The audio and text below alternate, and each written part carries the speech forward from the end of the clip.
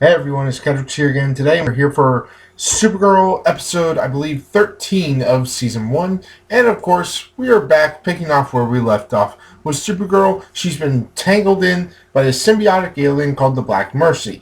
Now, I had a little more experience with this Black Mercy symbiote because I watched the Justice League cartoon growing up, where Superman basically had the same ordeal.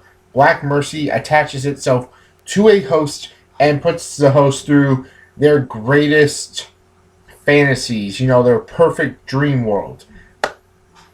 But of course, nothing is meant to last. It's a lot of back and forth of, just how are we going to get her out, and the fantasy that Kara just really wants. We didn't get a whole lot of Cat Grant today, but I think they played her off a lot lately. So I guess it is good to take a step back because, the old saying, too much of a good thing. That's all I'm going to say about that. And there wasn't really a whole lot to go off of today other than, the relationship of families. Because you have your blood family and then you have your nurture family, nature versus nurture. And, I think this episode played out really well because we got a good fight at the end with Kara facing off against her uncle and both Alex and Hank facing off against Astra. And at the end of the episode, Astra gets killed by a kryptonite sword, which, if you're like me, you knew that was a kryptonite sword, like, the second it showed up. Yeah, I kind of want it. I want a glowing green sword that isn't a lightsaber. Just gonna say that last bit. One that isn't a lightsaber. I don't know. A kryptonite sword that was pretty cool. So the episode was a very straightforward, get Kara out of the dream, stop the rogue Kryptonians, and that's pretty much the whole point of the episode. We did get to see a bit of a comedy with Hank pretending to be Kara for her work, but, as we all probably guessed, failing miserably. Yeah. It was interesting to see what Kara's, psychological vision of a perfect reality on Krypton would be for her.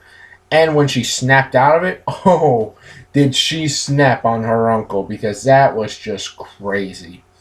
She did not hold back. It was a really good episode, and I fairly enjoyed it. I think my only nitpick with the episode is that it did seem kind of short and a little too straightforward. But at the same time, it gave us exactly what we needed. So altogether, I give this episode 7.1 out of 10 because it was a good episode. It, for the most part, kept my attention and explained what needed to be explained. And, we all kind of knew how it was going to end up going. She had to find her way outside of the fantasy world.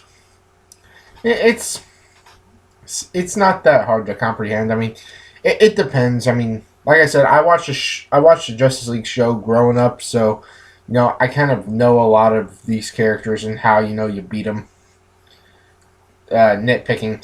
Anyway, 7.1 out of 10. Let me know what you guys saw of the episode in the comment section below. Be sure to hit that like button and smash that subscribe button. Share this with as many people as you can. I greatly appreciate it. It really helps this channel keep going. I've been Kendrick. As always, people, have an awesome day. Peace out. Cannot wait for next week's episode. Be sure to tune in tomorrow for Flash Season 2, Episode 13, Visiting Earth 2. I cannot wait for that episode. I'm particularly psyched for that. And on a personal note, I'm going to my hometown's GameStop because they are having a midnight release for the Naruto Ultimate Ninja Storm 4. Yes! As I understand it, I think this might be incorrect, but I think that this is the last game for Naruto. I know it's the last Storm game, which kind of sucks. But, it's a midnight release for it. So I guess maybe that's why, I guess since it is the last of the Storm games, that's probably why they're doing the midnight release. I don't know. I'll let you guys know how it goes out maybe tomorrow. I don't know. I'm not going to be recording any of it because, I don't do that vlog stuff. I mean, I'd like to, but not a whole lot goes on in this town. Have an awesome day, people. Peace out, and I'll catch you guys tomorrow.